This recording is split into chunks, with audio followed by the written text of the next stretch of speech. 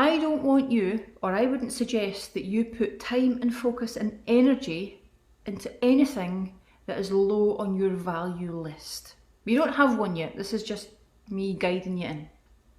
Because if you do that, you will feel devalued. There'll be too much motivation required for you to get there.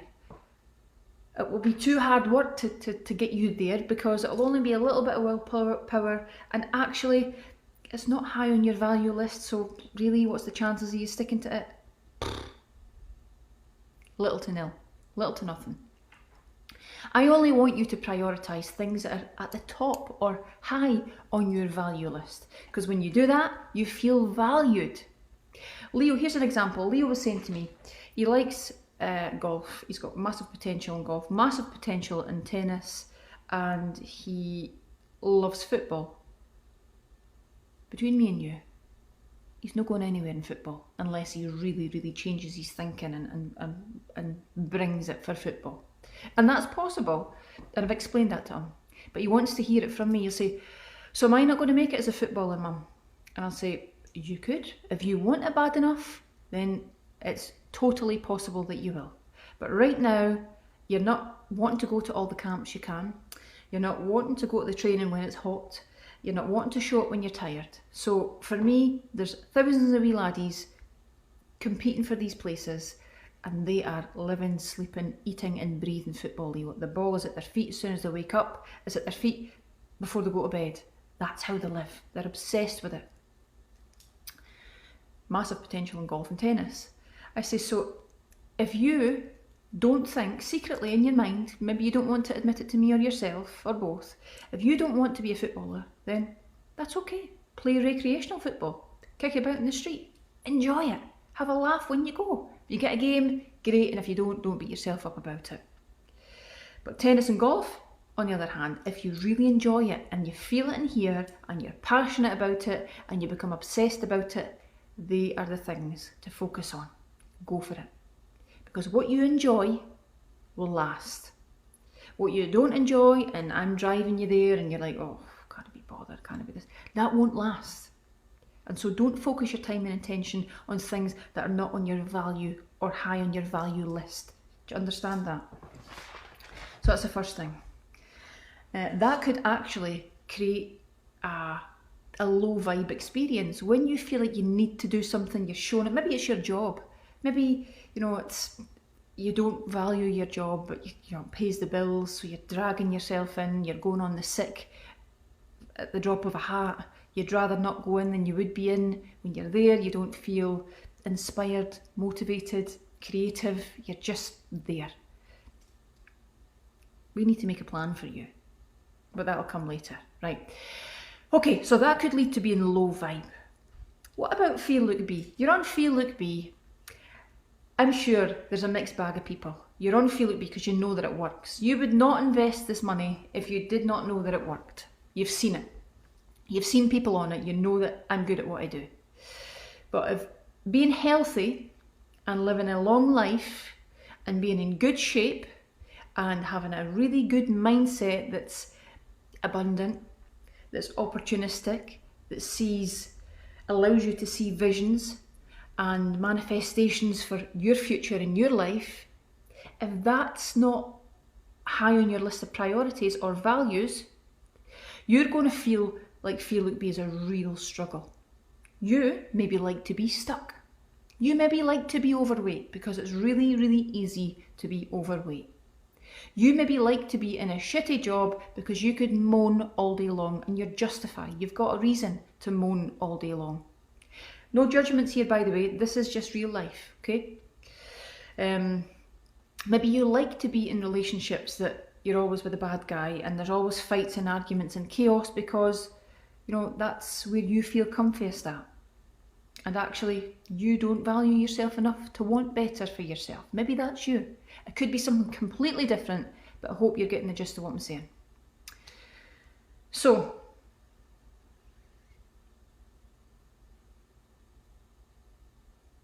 park that for now. You've all read or heard about The Secret. Now, one of the biggest secrets that The Secret doesn't tell you is that well, definitely thoughts become things. Thoughts can become things. Things that I've thought, I'd probably say 95%, maybe even more, of the things I've went after, wanted in my life, wanted to show up, have happened. And there's a reason for that. It's not because I've read The Secret. The Secret's quite mystical, sort of fairy dust and rainbows and unicorns, and if we think this is going to happen, it's going to show up. And I know people that actually think like that, but there's lots missing. There's a middle part that The Secret doesn't tell you. You need to fathom that out for yourself, or you need to speak to somebody like me that just shuttles you to the front of the queue, and you think, right, I get it now. That's why it wasn't working.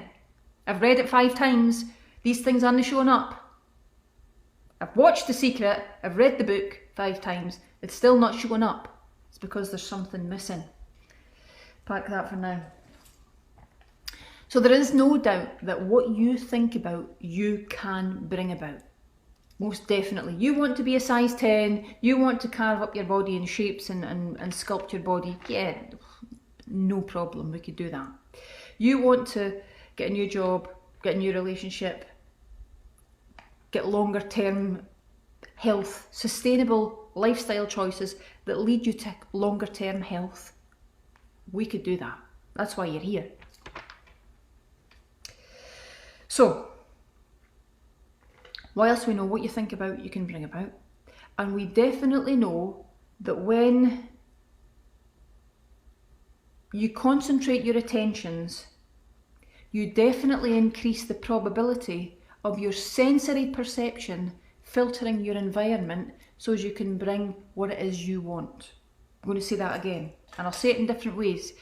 So when you think about things and you're on a repetitive loop, so say it's a goal or an objective, and you keep it close to you and you read it, you journal it, it's in your diary, you see it every day, and you think, that's the goal, that's it there. So when you think about it, you could make it happen, because what you do is you narrow your focus. It's like when you buy a car. I said this before, you buy a car, you buy a Volkswagen Golf, a red one, and you've just bought it, and all of a sudden everybody in the whole of Dundee's driving about in red Volkswagen Golfs. It's because your area and vision of focus is really narrowed, so you start seeing things. Your sensory perceptions start filtering out things that you don't value, and they narrow the focus of the things that you do value.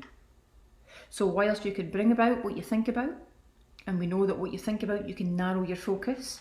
Following? We know that out of sight, out of mind is definitely a thing, but in mind, in sight is definitely a thing as well. If it's in your mind, it's in your sight. If it's out of sight, out of mind, we get that. Fine. Insight, out of mind. Insight, in mind, insight. You're journaling your goal, you're journaling your objective. Your focus is narrowed to that thing, that woman that you've seen on Feel Look Be. I want to be like her. Not because you're comparing, just because she's your age, she's got 3 kids as well, she's done it, so you could do it too. Yes, you can.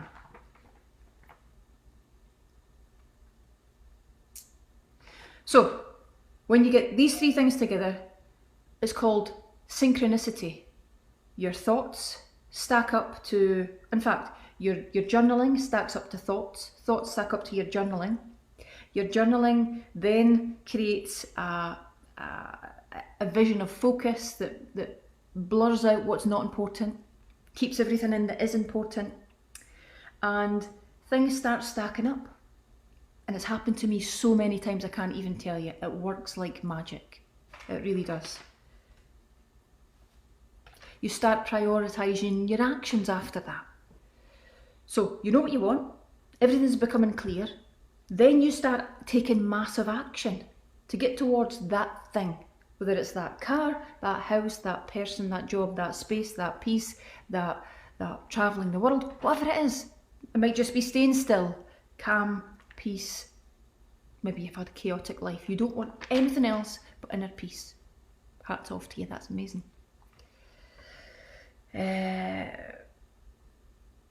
So when you start bringing massive action and attaching it to those thoughts and feelings, the probability of that thing happening is much greater than if you did not journal, Set goals, set objectives. Your area of focus would not be narrowed, it would be massive. So you would be taking millions and millions and millions of pieces of information in at any one time instead of that thing. I am good at that thing. That thing is what I'm really, really good at. Focus, vision, I want, I'm going to get. That doesn't need to be materialistic stuff, not at all. Just that thing. Do you follow?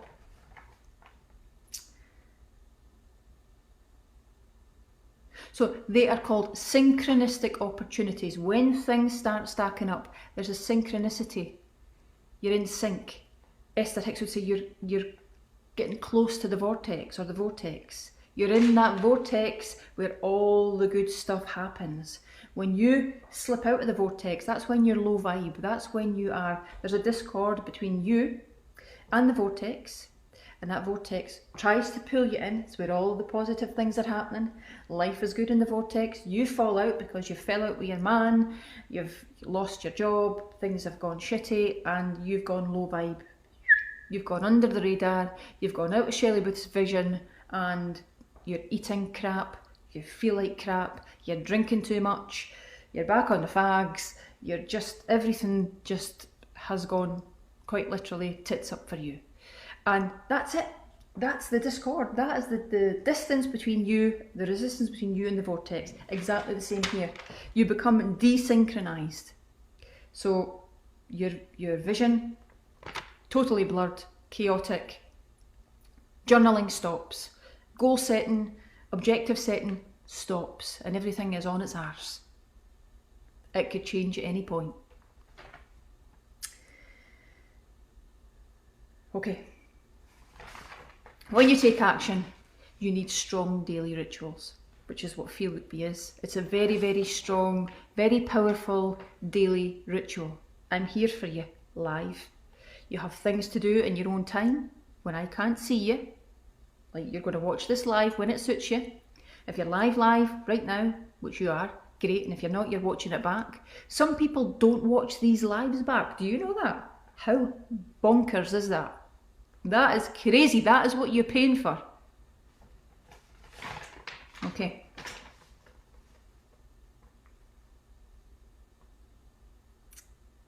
So, if you look at your goals daily, you don't have goals yet, but you will by the time the month's out. If you look at your goals daily and you're really, really close to them and you know where you want to get to, the probability after the synchronicities happened is you're much more likely to get there. Which is exactly why I make things happen. I'm likely to get there because I'm doing this, this, this, and this, and this, and this, and I'm constantly showing up to get me there. I don't lose interest because it's high on my value list. I journal. I've journaled for years and years and years. That's what I do. I talk really positively to myself. You can. My self-belief and my confidence is there because I've proved to myself that many times that I've got it. I have got that thing. And if there's something in my way, sidestep, keep moving forward. Sidestep all the time. This isn't a path. It's not a straight path. It's like, sometimes you go, fuck, get back up again and go again. That's life. That's what happens. There's going to be so many other shitty things, including people that we absolutely love and adore. We're going to lose them. Relationships are going to come and go. We're going to be on a high one day and on a low the next because these things happen. That's life. But this stuff is what's going to get you through it. I know that. Right, okay, next. Where am I? So you're much more likely to take action on your goals and objectives if you see them every day. Okay? If you don't make goals, don't make objectives, life takes you and you're on this journey and you get to a destination, you think, I'm not happy, I'm skint, I'm miserable, I don't have a partner, or I do have a partner that I'm not that keen on. And actually, that's not what you were destined to be here for. You had a dream when you were younger. Where has it gone? Where has it went? It's not too late to actually jump on that high vibe boat and go for it. It's never too late. Never, ever, ever. So, what you think about, what you visualise. We're going to talk about manifestation later on. What you literally dialogue, you internally dialogue. What you're inspired and grateful for and by. What you love to create and what you take action on increases the probability of you achieving it. What's it for you? I talked about a car. That's not it for me. That's a thing. That's just a thing. That's another thing that, you know, I said I would get. I wanted. I would work hard enough to get there. So when people go, easy for you, there's not been any inheritance money behind this. There's not been any family business handed down to me. This is from literally zero. Blood, sweat, tears, all the rest of it. Into the mix. Fucking get your head in a booth and go for it. Nobody else is going to do it for you.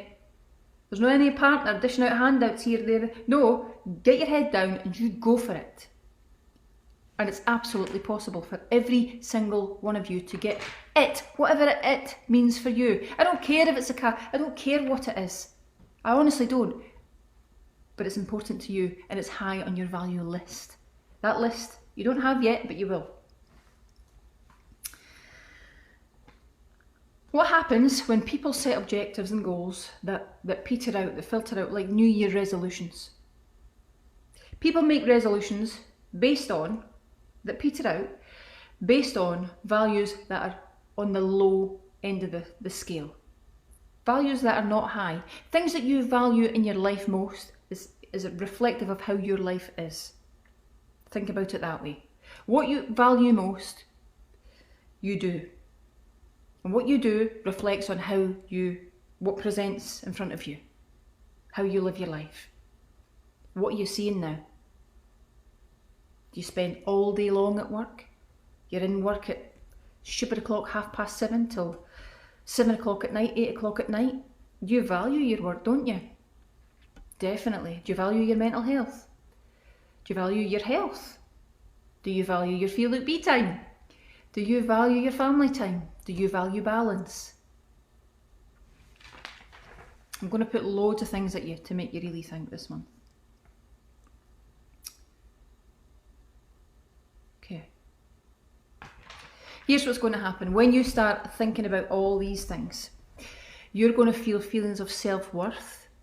You're going to develop feelings of self-belief, of I can do that, growth mindset. I can definitely do that. I didn't think you could, but I can. You're going to start feeling these things. Your confidence is going to take a much needed surge. You need that. Everybody needs that. But how can you get there when you're constantly being told you're not good enough? You're constantly failing because you see failure as a bad thing. Actually, it could be spun the other way and it could be an amazing thing, because the learning that comes from that failure is so valuable to you. It's far more valuable than a success, actually. Because when you succeed, you might learn things, but they don't stick. They don't go, fuck, should have done that a different way. Right, next time I'm going to do this and I'm going to do that. I'm going to speak to her. You don't do that, do you? That reflection thing holds more weight when there's failure. If you've got a growth mindset. If you've got a fixed mindset, which I will speak to you about another time, you're down on yourself, you're pissed off, you're miserable, you're flat, there's no motivation there, you eat crap, you drink too much because nothing seems like just tumbleweed. And that's what happens. So, that was a lot. Listen to me, look at me and Hazel in the eyes. I have got you. This is your opportunity to do things differently, to take a different course of action, to do things differently, to show up better and faster and more energetically, and I mean energy, this spirit energy stuff, than you've ever showed up, because it works. And you're only going to go from here to here unless you find this high vibe. That's what we're calling it, high vibe. I'm going to help you find that. I'm going to help you get there, but you need to show up. I need to see you watching the lives. I need to see you posting your meals. I need to see the steps that you're doing. I want to see you on my Zoom workouts. And if you haven't done the Zoom workout, I want to see wee clips of you doing your Zoom work. I want to see everything. When you be accountable to me, I know that you're doing the work. I want to see you sticking to that meal plan. And I will see you sticking to that meal plan when I see your body shape change. That's what happens. Like magic. We're moving you from a sugar burner to a fat burner. Sometimes you'll be in ketosis. This doesn't mean anything just now. It doesn't matter.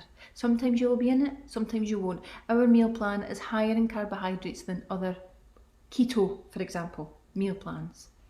For me, a keto meal plan is more restrictive in terms of fibre and vegetables and stuff. So we have an abundance of fibrous vegetables and fruits. But that's for another time. We're doing the switch though. Sugar burner to fat burner, ketones. Really great fuel, really great energy. Great for the mind, great for the heart, great for the eyes. Amazing. Great for the body, great for your metabolism. You're going to be moving faster, stronger. You're going to be waking up earlier. You're going to have more energy at night. All of the good stuff is right there waiting on you when you get through the withdrawal and you go all in on this process. I guarantee it.